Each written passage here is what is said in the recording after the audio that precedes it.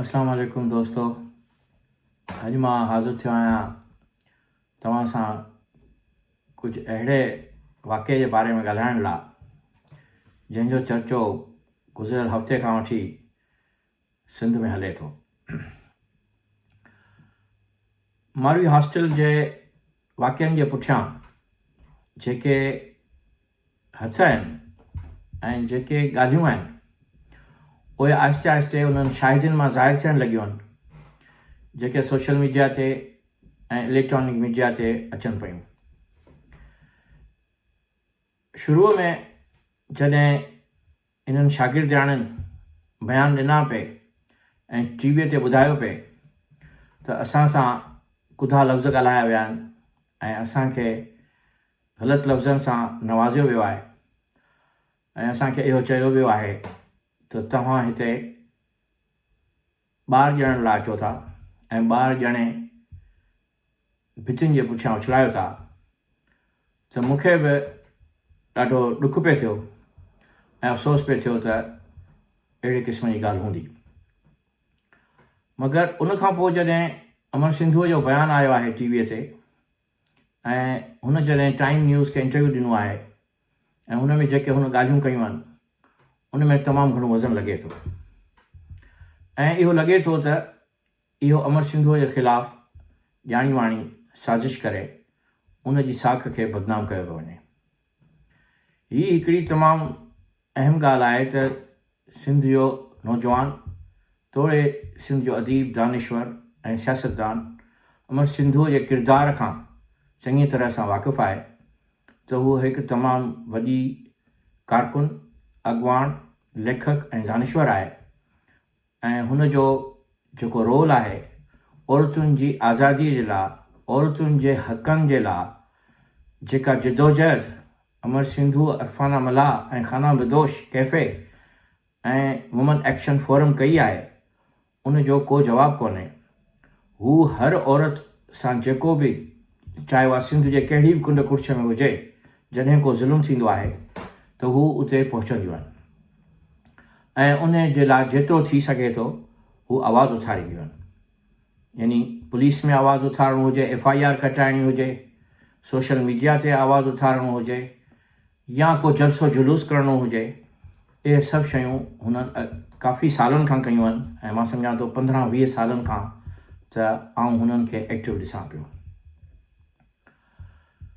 त इहो जेको वाक़ियो थियो आहे जंहिंमें शागिर्दियाणनि खे अफ़सोस थियो आहे, यानी हुननि पंहिंजे ॾुख जो इज़हार कयो आहे त असां सां हरासमेंट असांखे कई वई आहे ऐं इन हरासमेंट जे बदिले में हुननि चयो आहे त असां सियासत कंदासीं।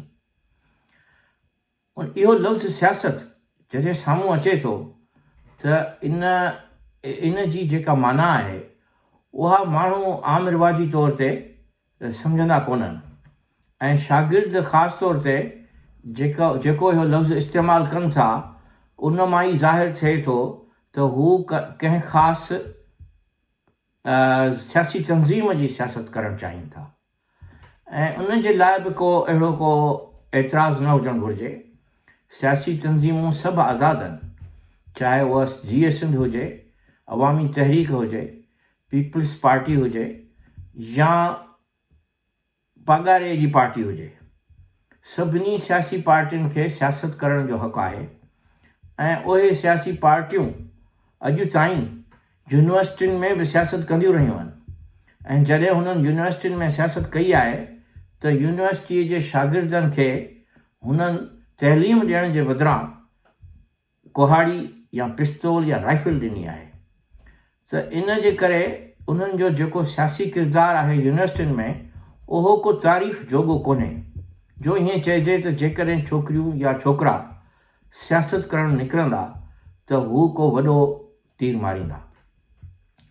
हीअ ॻाल्हि सम्झण जी आहे त हिन वक़्तु सिंध में जेके वाक़िया थियनि था उन्हनि जे पोयां जेके बि पीपल्स पार्टी जे मुख़ालिफ़ पार्टियूं आहिनि उहे साम्हूं अची वञनि थियूं ऐं उन्हनि जा जलसा जुलूस शुरू थी वञनि था। इन जी ख़ासि वजह इहा आहे जो पीपल्स पार्टी डिलीवर कोन थी करे। यानी जेकॾहिं शागिर्द सियासत जो मसइलो हो ऐं शागिर्द सियासत छोकिरियुनि खे ऐं छोकिरनि खे अॻियां अचिणो हो त सिंध यूनिवर्सिटीअ में सिपाफ जो यूनिट बि एतिरो एक्टिव हुजे हा त हो बि साम्हूं अचे हा ऐं इन्हनि छोकिरियुनि में सिपाफ जूं छोकिरियूं बि निकिरी अचनि हा, पर सिपाफ जूं कोई छोकिरियूं साम्हूं निकिरी कोन आयूं। ॿी ॻाल्हि जेका आउं करणु चाहियां थो उहा इहा आहे त किन दोस्तनि फेसबुक ते इहे कमेंट्स छॾिया त असां नियाणियुनि खे यूनिवर्सिटियुनि में तइलीम जे लाइ मोकिलियूं था, इश्क करण लाइ कोन था मोकिलियूं।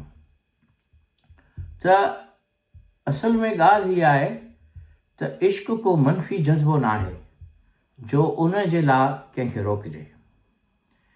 ऐं जॾहिं बि यूनिवर्सिटीअ में को वाक़ियो थिए थो त इंतिज़ामिया खे घुरिजे त हू उन वाक़े जे पुठियां जेके अंसर आहिनि उन्हनि अंसरनि ते सोचीं त असां कहिड़नि अंसरनि ते यूनिवर्सिटी हलाए रहिया आहियूं ऐं कहिड़नि अंसरनि जे करे ही रद्द अमल आयो आहे। इश्क करणु हिकु फितरी अमल आहे। असां सभई लतीफ़ साईं जे शाइरीअ जा पोइल ॻायूं। लतीफ़ साईं जो सॼो रिसालो इश्क सां भरियो पियो आहे, जेको सिंधी माण्हूअ जे मन में आहे, चाहे हुन सिंधी शाह जो रिसालो पढ़ियो हुजे या न पढ़ियो हुजे, मगर हू उन जे मन में आहे।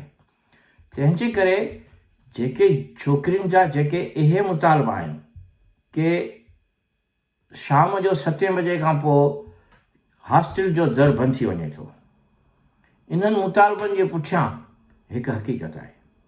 इहा यूनिवर्सिटी जे इंतिज़ामिया खे सोचणु घुरिजे त छोकिरो ऐं छोकिरी जेके शागिर्द आहिनि उहे सभई बराबरि आहिनि, उन्हनि सभिनी खे बराबरीअ जा हक़ मिलणु घुरिजनि। ऐं बराबरीअ जो जेसिताईं तइलक़ आहे त जेकॾहिं छोकिरा जेके यूनिवर्सिटी जे हॉस्टल में पढ़नि था ऐं रहनि था, बॉइज़ हॉस्टल में, उहे राति जो 12-1 बजे बि अची सघनि था ऐं शराब जूं बोतलूं बि उते जेको आहे किराए सघनि था ऐं जॾहिं चाहिनि तॾहिं बैडमिंटन खेॾनि ऐं टेबल टेनिस खेॾनि ऐं जॾहिं चाहिनि तॾहिं जलसा जुलूस बि कनि ऐं छोकिरियूं 7 बजे खां पोइ बंधनि, त इहो बराबरी जो समाज कोन्हे, इहा बराबरी जी सोच कान्हे। इन जे करे बराबरी जी सोच इहा आहे त शागिर्द ऐं शागिर्दियाणी ॿिन्ही खे हिकु जेतिरा हक़ हुजनि त जीअं हू पंहिंजी तइलीम में बि हिकु जेतिरो तनासुब रखी सघनि। जेकॾहिं तव्हां शागिर्द खे मुकमल आज़ादी ॾींदा ऐं मुकमल उन सां फितरती रवैयो रखंदा, यानी इहो जेको रवैयो आहे, जेकॾहिं इहा ॻाल्हि कोई प्रोवोस्ट पंहिंजे शागिर्दियाणियुनि खे चवे थी त तव्हांजा माइट असां उन्हनि खे कॉल कंदासीं त तव्हां हिते ग़लति हरकतूं करे रहिया आहियो, त इहा जेका सोच आहे, इन सोच जे पुठियां जेको इल्ज़ाम आहे बेसिकली उहो ख़ुदि ई गैर फितरी आहे। इहो गैर फितरी इल्ज़ाम आहे त कंहिं छोकिरीअ खे चइजे त तूं कंहिं छोकिरे सां गॾु घुमणु वञी थी। इहो त हिकिड़ो मुसबित जज़्बो आहे, इहो हिकिड़ो मुसबित रिलेशनशिप आहे। जेकॾहिं कंहिं छोकिरो ऐं छोकिरी पाण में मुहबत कनि था या दोस्ती रखनि था त इहो हिकिड़ो मुसबित जज़्बो आहे, जंहिंजे करे जेको आहे सो हारमोनी पैदा थिए थी। यूनिवर्सिटीअ में या कॉलेज में या स्कूलनि में जिते को एजुकेशन आहे उते हारमोनी पैदा थिए थी, जेकॾहिं छोकिरा ऐं छोकिरियूं आराम सां नॉर्मल तौर ते दोस्त रही सघनि था। त इन जे करे हिननि मुल्कनि जो मिसाल आउं ॾियणु चाहियां थो। मां 14 साल खां यूके में रहां थो ऐं मां 44 खां वधीक मुल्क ॾिसी आयो आहियां ऐं उन्हनि में पढ़ी बि आयो आहियां।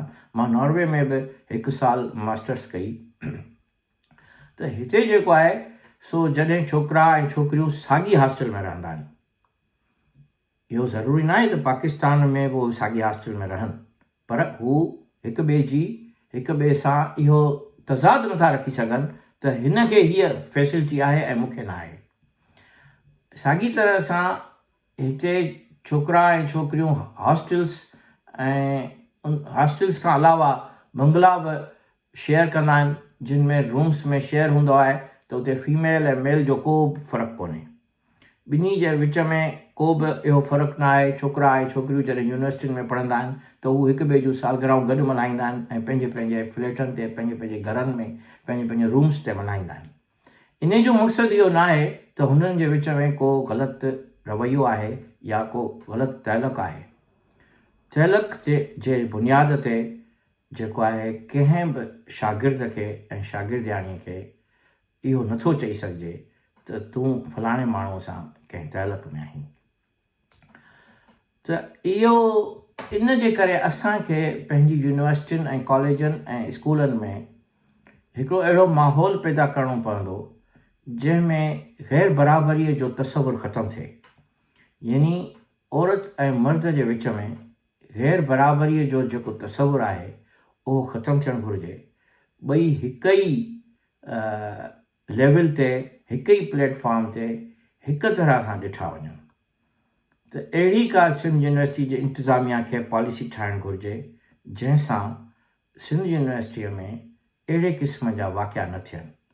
इन्हनि वाक़िअनि जे पुठियां हुननि खे उन्हनि अंसरनि ते सोचणु घुरिजे ऐं अंसरनि ते सोचे हिकिड़ी पॉलिसी अनाउंस करणु घुरिजे जंहिंमें शागिर्द ऐं शागिर्दियाणियूं ख़ुशि थी वञनि कि हा यार वाक़ई इंतिज़ामिया हाणे हिकिड़ो कानून ठाहियो आहे त जहिड़ी तरह सां छोकिरा 12 बजे हॉस्टल में वञी सघनि था, अहिड़ी तरह सां छोकिरियूं बि जंहिं वक़्तु चाहिनि तॾहिं हॉस्टल में अची सघनि थियूं। छो हुननि खे 7 बजे अचणु घुरिजे? इहो त सम्झ में नथो अचे त हुननि खे छो 7 बजे अचणु घुरिजे। हू जेकॾहिं शहर वञनि थियूं, कंहिंसां मिलनि जुलनि थियूं, पंहिंजे घर जे लाइ या पंहिंजे कमरे जे लाइ को सामान वठनि थियूं, या कंहिं रिश्तेदार सां मिलणु वञनि थियूं, या को कॉपी पेंसिल या को ट्यूशन ते वञनि थियूं, या कंहिं लाइब्रेरी में पढ़नि पियूं। फॉर एग्ज़ाम्पल शागिर्द अक्सर राति जो 10 ॾहें 11 बजे ताईं लाइब्रेरी में वेठा पढ़ंदा आहिनि। त छा छोकिरी जेका हॉस्टल में रहे थी उहा 7 बजे खां पोइ लाइब्रेरी में नथी पढ़ी सघे? इहो त अजीब कानून आहे। इन कानून ते यूनिवर्सिटी जे इंतिज़ामिया खे मुंहिंजे ख़्याल में त नज़रसानी करणु घुरिजे ऐं यूनिवर्सिटीअ में जेको हिन वक़्तु जेके दोस्त अमर सिंधूअ जे ख़िलाफ़ु हिकिड़ी वॾी मुहिम हलाए रहिया आहिनि ऐं उन खे हथियादू तौर ते उन जी जेका आहे बदनामी करे रहिया आहिनि, उन्हनि खे इहो सोचणु घुरिजे त इहो हिननि जो बिल्कुलु ग़लति इल्ज़ाम आहे। उन जी वजह इहा आहे जो जेके बि इल्ज़ाम इन छोकिरी या ॿियनि छोकिरियुनि पंहिंजनि कमेंट्स में चया आहिनि, दुरेश शहवार आहे की वन ऑफ देम, त हुननि जेके बि इहे ॻाल्हियूं कयूं आहिनि, जेकॾहिं इहे सचियूं हुजनि हा अमर सिंधूअ जे ख़िलाफ़ु, त हुननि जो को वॉइस मैसेज या हुननि जो को वीडियो मैसेज बि साम्हूं अचे हा। जॾहिं त अहिड़ी का बि शाहिदी साम्हूं कोन आई आहे, तंहिंजे करे इहो हिकु इंतिहाई बहितरीनु ऐं इंतिहाई हिकिड़ी कमिटेड औरत जे ख़िलाफ़ु ईअं बदनामी करणु इहो सही कोन्हे। मां इन सां गॾु हीउ तबसरो ख़तमु करियां थो ऐं वरी कंहिं ॿिए तबसरे सां गॾु मां हाज़िर थींदुसि। तव्हां सभिनी जी वॾी महिरबानी।